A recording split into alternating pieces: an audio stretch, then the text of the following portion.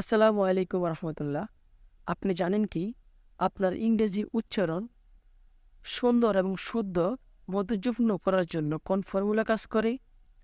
না জেনে থাকলে আজকের এই ভিডিও থেকে আপনি শিখতে পারবেন। তাই আমার ভিডিওতে একটি লাইক দিয়ে চ্যানেলটিকে সাবস্ক্রাইব করে দাও। আপনার ইংরেজি উচ্চারণ সুন্দর শ্রুতিমধুর করার জন্য যে তিনটি ফর্মুলা কাজ করে সেগুলোকে বলা হয় অ্যাসপারেট সাউন্ড।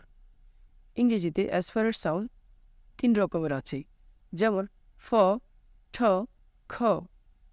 ফ শুধুমাত্র ফি এর জন্য প্রযোজ্য বা নির্দিষ্ট, যেমন ফাওয়ার, ফট, ফেইমেন, পপুলার। ঠ শুধুমাত্র টি এই লেটারটির জন্য নির্দিষ্ট, যেমন ঠগ, খেল, ঠিক, টাইম, টেবল। খ তিনটি লেটারের জন্য নির্দিষ্ট, যেমন সি, খেই, কিউ, যেমন খ্যাট, খাইট, কুইন ইত্যাদি।